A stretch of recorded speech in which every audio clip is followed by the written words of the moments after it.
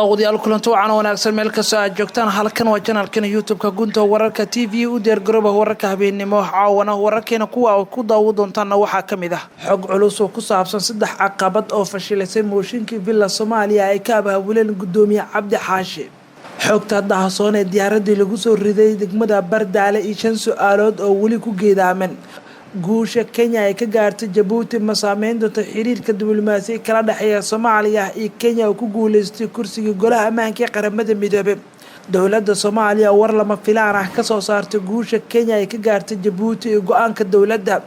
wasiirka arrimaha gudaha Soomaaliya oo shaaciyay in guul ku soo ilaalay shirkii Djibouti ka dhacay al-shabaab oo dagaal culus kadib dadka afduubtay Shabeellaha Hoose tirada dadkaasi waxa kale oo daawadayaal qayb ka ah oo aan eegi doona qalqal amni oo soo wajahay Puntland iyo amar culus oo la soo saaray maamulka oo go'aano ka soo saaray barnaamijyada laga wado magaalada Boosaaso abaabulkiisa qodobadaasi kuba kale ayaa daawadayaal qayb ka noqon doona wararkeena maanta kamid noqo saaxiibada ku xiran channelkeena subscribe inoo dhig gambaleelkana taabo si ay kugu soo dhacaan macluumaadka iyo waliba wararka gaarka ah ee halkan aan ku baahino waxaan ku hormari doonaa warbixinta ugu horeysa ee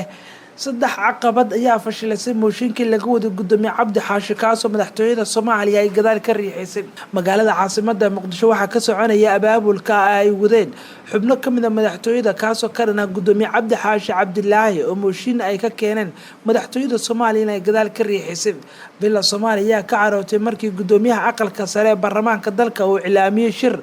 ay ku isku wada arkayaan dowladda federaalka maamul goboleedyada dalka inkastoo madaxweynaha Soomaaliya markii dambe shirkaasi cadaadiska la kulmay beesha caalamka kadib uu shirkaasi qudhiisu ku casumay madaxda maamul goboleedyada dalka qorshaha mooshinka laga keenay gudoomiye Cabdi Xaashi ayaa waxa uu wajahay caqabado dhowr ah oo aad u adkaatay in laga gudbo kuwaasoo keentay in guud ahaanba uu burburo mooshinka laga wada gudoomiyaha caqabada koowaad ayaa ah sidii loo heli lahaa taageerada senatarada ku filan ee diyaarin kara mooshinka kuwaasoo qayb ka noqon kara ama la rumaysan yahay haddii Villa Soomaaliya ay heli lahayd senataro badan markaas ay suurtagal ka dhigi kartay mooshinka gudoomiyaha aqalka sare laakiin waxaa la sheegay ilaa hadda madaxtooyada senatarada ay heshay ama ay haysato kuwa taageersan ayaa waxa ay gaarayaan kuwa aan ku filnayn ama aan dhaqaaji karin mooshinka gudoomiyaha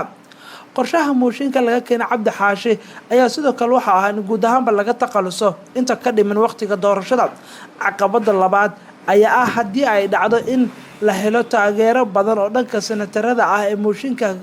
laga keenay gudoomiyaha lagana xilka laga qaado cid bedeli karta ee waqtiga dowladda u hare taasoo beesha caalamka ku dhigay dowladdu ay ku cadaadin karto haddii Cabdi Xaashi uusan qaban ama Cabdi Xaashi meesha ka baxo ama uu wajo cadaadiska Villa Soomaaliya waxaa laga yaabaa in beesha caalamka ay soo fargeliso qorshahaasi taas aan suurtagal ka dhigi karin cadaadiska Villa Soomaaliya in xilka laga tuuro iyo Cabdi Xaashi oo la sheegay in taageero badan badi uu ka haysto xubnaha aqalka sare gudoomiye ku-xigeenka Abshir Buqaari kuwaasoo badi diidan siyaasadda Villa Soomaaliya Villa Soomaaliya ayaa hadda u muuqanaysa mid ku guuldareysanaysa qorshaheeda la xiriira ka taqalusta Cabdi Xaashi Villa Soomaaliya waxa ay xiriir dhow la leedahay saaxiib dhowna la ah gudoomiye ku-xigeenka labaad aqalka sare Mawlid Guhaad hase yeeshee qudhiisu ma wanaagsana xiriirka calaaqaadka badi xildhibaanada aqalka sare uu ku leeyahay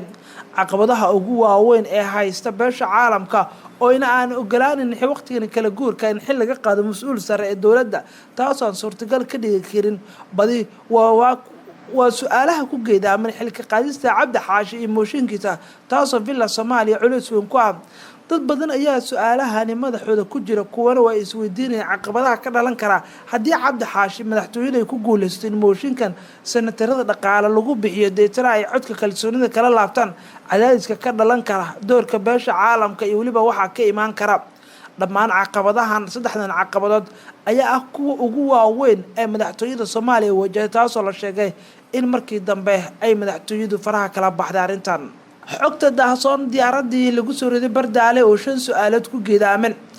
45 maalin ayaa laga joogaa diyaaradii ku dhacday degmada Bardaale tan iyo xilligaas ma jirin cid sheegatay mas'uuliyadda shilkaas lama filaanka in natiijada baaritaanka la sameeyay gudiyadii saddex geesoodka ay loo xil saaray idaaladii soo baxay baaritaanka la sameeyay ayaa keentay in la ogaado in diyaaradda si ku talagal loo soo riday sababta keentay in aan baaritaan badan lagu sameyn ayaa ila xogagal ay dad kale waxay sheegan in tuunada diyaaraddu ay qabto tuunada diyaaradda lagu soo riday ay badi u muuqdaan kuwa ciidanka Ethiopia ay ku lug leeyihiin sidaa darteed waxaa la sheegay in baaritaanka meel dhexe lagu haray shirkadda laga leeyahay diyaaradda ayaa xilli hore sheegtay ama wasaaradda duulista hawada Soomaaliya u sheegtay inay u gudbisay gal dacwadeed ku saabsan ciidanka Ethiopia arintaasi ku lug leeyihiin laakiin waxaa la sheegay shirkadda xubnahooda maamulka arintaas in qaab hoos ah loo galay dhicista diyaaradda 14 March 2020 waqti dambe oo galaba ayaa diyaarad xamuul ah nooceedu ahaa 120 nambarkeeda kana diiwaan gashan gudaha dalka ayaa ka kacday garoonka diyaaradaha magaalada Muqdisho kuna sii jeeda Bardaale xilligaas oo si lama filaan ah diyaaradda loo soo riday waxayna sidii qalab caafimaad wasaaradda duulista hawada Soomaaliya ayaa soo saartay warqad ay ku sheegtay in diyaaradda shil diyaaradeed uu ku dhacay sidaa darteedna baaritaano ay ku sameyn doonaan faahfaahsan weli waxaa la sugayaa baaritaanka mana jirto wax natiijo oo dawladda ka soo baxay diyaaradda dhacday waxaa la helay shirkadda African Express waxayna u diiwaan gashnaaday dalkaasi Kenya oo laga lahaa laanta socdaalka hawada ee wadankaasi Kenya qodheeda warqad ay soo saartay 5 March 2020 waxay ku sheegtay xogta dhicitaanka diyaaradda in ay ku dhinteen 6 ruux sidoo kalena diyaaraddu ay xiriir la sameysay dhammaan ballaamaha amniga dawladda iyo kuwa hawada sida lagu xusay qoraalka dawladda Kenya si ku talagal loo soo riday 5 March 2020 warqad ka soo baxday xafiiska madaxtooyada wadankaasi Kenya waxa lagu sheegay labada madaxweyne Uhuru Kenyatta ee Farmaajo ay ka wada hadleen baaritaanka shilkaasi diyaaradeed ee Bardaale dawladda Soomaaliya waxa ay sheegtay in guddi saddex geesood ay u xil saartay oo Soomaaliya Kenya iyo Ethiopia ku saabsan war qoraal oo ina amisom ka soo baxday 5 March 2020 ay ku sheegeen in diyaaradda dhacday markii ay degaysay ay jiha qaldan u degtay waxaana inta warbixintu ay ku dareen in halkaas ay ku sugnaayeen ciidamada Ethiopia gaaraan kuwa amisom oo ayna gantaale la dhaceen taasoo la sheegay in 3 qof oo Kenyaati ay 2 qof oo Soomaaliya ay ku dhintaan diyaaradda marka loo eego warqadaha ka soo kala baxay Kenya amisom waxay u muuqdaan kuwa dhamaantoodba aan meel la saaran dadkii dhintay iyo waliba kuwa hantidooda ku basbaashay iyo diyaaradda halkaas ku burburtay diyaaradda dhacday oo diyaarad xamuul ayaa sababtay dhimashada 6 qof oo kala ah Ali Xasan Cabdi oo Soomaali ah Saciid Cabdi Maxamed oo Soomaali ah Umar Abdullah Jaamac oo Kenyaati ah Maruuk Islaa'il Mubaarak oo Kenyan ah Hassan Amr Muzi oo Kenyan ah iyo Carlos Nakuga oo Kenyan ah xiriir oo la sameeyay ayaa waxaan ku ogaanay in maamba dadkan in kuwa la dayacay oo aysan dawladdu ilaa hadda faahfaahin badan ay ka bixin guusha dawladda Kenya ay ka gaartay Djibouti ee xilka midowga Afrika waa xilka kursiga joogtada golaha ammaanka ayaan eegi doonaa codeyntaas habkee u dhacday Kenya waxa ay ka tiri saameynta Soomaaliya ay ku yeelan karto guusha Kenya ay gaartay Djibouti ay ka gaartay ma saameyn doonto xiriirka Soomaaliya kala dhaxay maadaama Soomaaliya la sheegay inaysan u codeynin Djibouti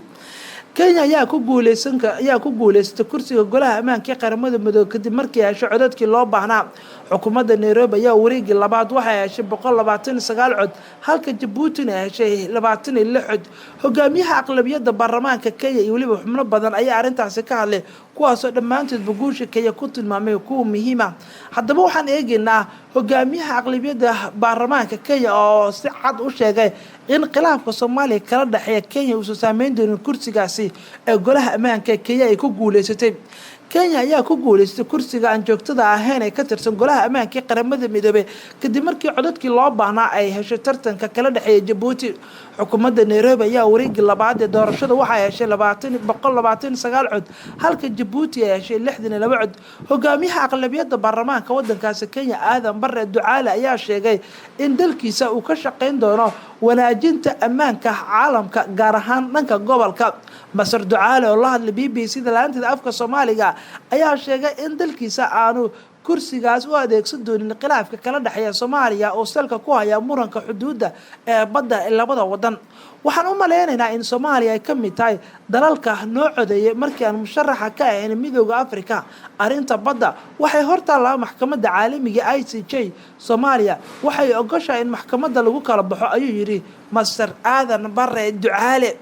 guusha Kenya ayaa ka dhigan in bisha Janaayo 2021 muddo 2 sano ah ay ka mid noqon doonto 15 xubnood ee golaha ammaanka kuwada ugu awoodda badan marka loo eego go'aanka gaarista amniga ee xasiloonida caalamka. go'aanka ay Kenya ku lug lahaan karto arrimaha la xiriira cunaqabateynta adeegsiga awoodaha military si loo ilaaliyo nabadda iyo waliba doorashooyinka xakameentooda iyo doorka ay ka qaadan karto maxkamadda cadaaladda ee ICJ ayaa ah kuwo aad u kooban. loolanka xooggan ee dhexmari kara Kenya iyo Djibouti dhexmaray ayaa daaha ka rogaya khilaafka u dhaxeeya qaar ka mid ah wadamada bariga Afrika inuu aad u xooggan yahay. Soomaaliya ayaa waxa ay taageertay Jamhuuriyadda Djibouti kursigaasi kadib markii Soomaaliya ay ka hortimid qorshaha Midowga Afrika ee ku lug lahaanshaha musharaxnimada wadankaasi Kenya. Soomaaliya iyo Kenya waxaa ka dhaxeeya muran ku aadan dhanka xuduudda badda ah waxaase dacwadaasi hortaala maxkamadda caalamiga ee ICJ waxaase la ogeyn natiijada ugu dambeyn ka soo bixi karta. Kenya waxay u aragtaa fursad kale ku saabsan ku guuleysiga arrintan. haddaba iyadu saas ay tahay daawadayaal dhanka kalena dowladda Soomaaliya ayaa war lama filaan ka soo saartay guusha Kenya ay ka gaartay Djibouti. wasiirka arrimaha dibadda ee Soomaaliya war-saxaafadeed ka soo saaray guusha Kenya ay ka gaartay Djibouti kadib markii ay ku adkaatay tartanka dhanka xarunta qaramada midoobay oo Kenya ay ku heshay kursiga aan joogtada ahayn golaha ammaanka. wasiirka arrimaha dibadda Soomaaliya Axmed Ciise Cawad oo qoraal kooban dhigay bartiisa Twitter-ka ayaa hambalyo u diray dowladda Kenya isaga oo ugu hambalyeeyay in magaca dowladda Soomaaliyeed guushan ay ku gaareen. sidoo kale waxa uu tilmaamay inay ku kalsoon Kenya wada shaqeyntooda danaha gobolka. warkaas oo ah mid aan la filayn maadaama dowladda Soomaaliya xilligan Kenya kala dhaxeeyo muranka dhanka badda ah oo ay dacwadaas ay taale ICJ. Kenya ayaa Afrika ku matali doonta kursiga aan joogtada ahayn ee golaha ammaanka qaramada midoobay waxaana sheegtay in xubinnimada ay u adeegi doonto dhammaanba wadamo badan oo Afrika ah. uma maleynaya xiisada kala dhaxaysa Soomaaliya inay u adeegsan doonto ayuu yiri wasiirka arrimaha dibadda. hadalka wasiir Cawad ayaa ku soo aadaya iyadoo dowladda Soomaaliya ee hore u taageertay Jamhuuriyadda Djibouti oo tartankani looga adkaaday. waagaagi qabaha dambe wararkan soo garnay daawadayaal hal iyo laba wararkii ugu dambeeyay ayaan eegi doonaa xaaladda Boosaaso ayaan eegi doonaa oo qararaasa badan laga soo warinayo wararkii ugu dambeeyay Boosaaso iyo barnaamijyada. gudoomiyaha gobolkaasi bari ee Puntland Yuusuf Maxamed Abwaanka oo ka hadlay xaaladda ka jirta magaalada Boosaaso ee xarunta gobolka bari ayaa soo hadal qaaday cabashada dadka iyo banaanbaxa la qorsheenaya ka dhanka maamulka. Abwaanka ayaa sheegay in hanaanka loo qeybiyo waxyaha awood qaybsiga magaalada Boosaaso lagu sameeyay hab qabiil balse la qorsheenay in nidaamka dawliga ay la xiriira daadejinta dawladaha hoose la sameeyo. dad badan oo reer Boosaaso ayaa ka carooday awood qaybsiga maamulka dawladda hoose taasoo keentay in badi magaalada laga abaabulo barnaamijyo xooggan oo madaxweyne Dani ka dhadhaab. sidoo kale waxay tilmaameen in nidaamka ay soo hindisay golaha deegaanka Boosaaso yahay mid hal qabiil ama hal beel kaliya lagu saleeyay. gudoomiyaha gobolka bari oo hadalka sii wata ayaa xusay inaysan jirin cabasho badan oo ka soo gaartay dadka shacabka wuxuu hoosta ka xariiqay in la farsameyn doono cid walba cabasho qabtana la qancin doono si loo xalliyo tabashada dadka ay barnaamijyada ay abaabulayaan. waxa uu tilmaamay in gacan bir ah lagu qaban doono cid walba oo isku dayda fal la xiriira nabadgelyada iyo barnaamijyo rabshadaha magaalada ka dhigta. waxa uu ugu dambeyn dadka ugu digay in ay qabtaan barnaamijyo rabshadaha la abaabulo kuwaas uu sheegay inay ku soo hosgamba karaan al-shabaab ee Daacish qatarteeda leedahay. wuxuuna sidoo kale wasiirka ku goodiyay inay kula xisaabtami doonaan cid walba arintaasi ku lug yeelata. وهجاء قضاء بدأ كلا داود الوحاق كوزير كارمها جودها الصومالية أيها شيء إن جولو كوس إلى هذا الشركة جيبوتي وزير كارمها جودها الصومالية مضانع عبد محمد سبري ورياش حالي كلها اللي مقالة مقدشة أيها فاين إيريا كبحي شركة جودة فرسمة الدولة الصومالية مملكة الصومال لأن جيبوتي كودا قاتن وزيرك ayaa sheegay in kulmadaas dhamaanba sidii loogu talagalay u dhaceen guulaha hordhacara laga gaaray. sidoo kale waxa uu tilmaamay in lagu ballamay in labada dhinac ay isku soo dhawaadaan oo ay gudida farsamada ay wada kulmaan 15 cisho kadib marka la Djibouti. wasiir Sabri ayaa inta ku daray in ka go'aanta dawladda Soomaaliya ka gaarista wada hadalada bilowga ee Djibouti shirka ujeedkiisa waa in aan dib u bilaabno wada hadalada labada dhinac si aan gool kaga gaarno ayuu yiri wasiirka arrimaha gudaha Soomaaliya. hadalkan ayaan ku soo aadaya xilli dawladda Soomaaliya maamulka Soomaaliland bay warmurtay ay soo saareen 15 cisho kadibna mar kale Djibouti lagu kulmi doono. al-shabaab war ayay ku qaadan Shabeellaha oo dad ayana afduubteen wararka laga leeyahay Shabeellaha ayaa sheegay saacadaha la soo dhaafay dagaal dhex maray koox macawis leeyahay al-shabaab uu ka dhacay Shabeellaha Hoose. Dagaalkan ayaa yimid kadib markii dagaalyahanno ka mid ah kooxda Al-Shabaab ay weerar ay ku qaadeen deegaan ay ku sugnaan kooxda Macawisley oo la yiraahdo Yaaq Barweyne oo Shabeellaha Hoose hoos tagta. Sidoo kale wararka waxaa inta ku daray kooxda Macawisleyda oo ina taageero military ka helay ciidanka Bangarafta iyo kuwa kale ee Beledoogle ku suganba inay iska caabiyeen weerarkaas oo khasaare dhimasho dhaawac geysay. Sarkaal ka mid ah ciidanka dowladda ee ku sugan Shabeellaha Hoose ayaa waxay noo sheegay in jabhadda kooxda Al-Shabaab halkaasi loogu itaal roonaaday, inkastoo Al-Shabaab la sheegay in gudaha deegaanka ay qabsan dad badan ay afduubteen oo ay ka haysteen. Sarkaalka u hadlay Al-Shabaab dhankooda waxay sheegeen ilaa 4 qof inay afduubteen. waa sarkaal dowladdu hadlaya sheegay in 4 qof shabaab ay afduubteen ay hore u ka haysan kuwaas oo loogeen halka ay la aadeen. Xaaladana waa mid aad u degan. Warbixintan ayaa daawadayaal ugu dambeysay wararkii maanta ee ugu waaweynaa Soomaaliya caalamka intiisa kale. Warkan kan xiga daawadayaal intaan ku kulmi doono nabadgelyo.